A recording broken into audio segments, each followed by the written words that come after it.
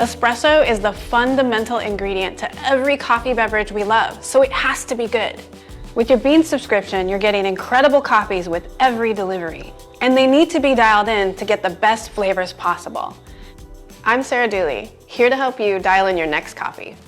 Let's dial in Belly Warmer by Methodical on the Barista Touch.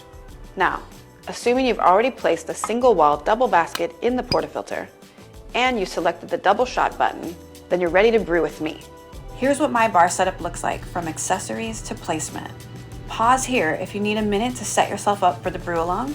At minimum, grab a dry towel. All right, this cute little bag up in the corner is Belly Warmer by Methodical. It's also in my hopper. My grinder is set at a 14, and yours may be different, and that's okay. Let's start with the brew first. Remove the portafilter and just dry it out. All right, grab the dosing funnel. This is a great way to keep all the coffee in the basket while you're grinding for less mess. We're gonna do two things over here, pretty simple. We're gonna grind and purge the brew group for 2 seconds, just to refresh the system. So grind and purge. My brew recipe is 18 grams of freshly ground coffee, 25 to 30 seconds of brew time, and that will yield just under 2 ounces of espresso in the cup. It's gonna look like you have a lot of coffee in the basket, but that's also why we left the dosing funnel on, so we can settle the bed without spilling. Tap the edges of the basket and move it around and settle it like you would a cake pan. Remove the dosing funnel. Going in for that tamp. This is a pretty fun and simple process. So, align your wrist and elbow in a straight line as best you can, thumbs facing each other, and just come into the bed and press until it stops moving or pushes back at you. And that is tamping in a nutshell. Let's check our dose using this razor tool.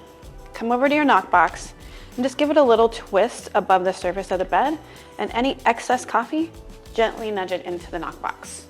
All right, let's give it a quick polish. This is a no pressure finish polish, just a little twist. Wipe any excess coffee from the basket off just so you ensure that watertight seal.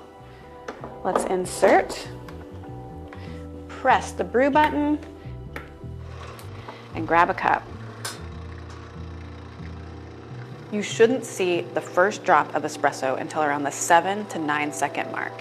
The machine starts at a low pressure and water is moved through the puck up to high pressure. That's called pre-infusion. This will result in a slow saturation of the bed and a full extraction of sugars, acids, omegas, and lipids that make up a delicious espresso. And there it is. That's the shot I was looking for. I'm just gonna cool it off a little bit before we take our first sip.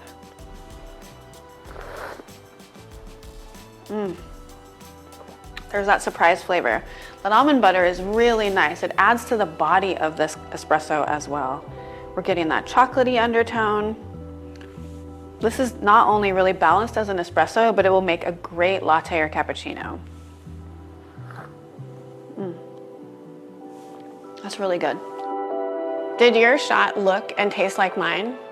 The #1 goal of adjusting the grind is to either slow down or speed up the flow of water through the coffee bed.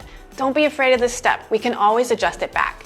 If the water flow is too fast, the coffee may taste sour. Adjust the grind a couple of notches finer to slow down the water flow through the bed. If the flow is too slow, the coffee could taste bitter or roasty. Adjust the grind a couple of notches coarser to speed up the flow of water through the coffee bed.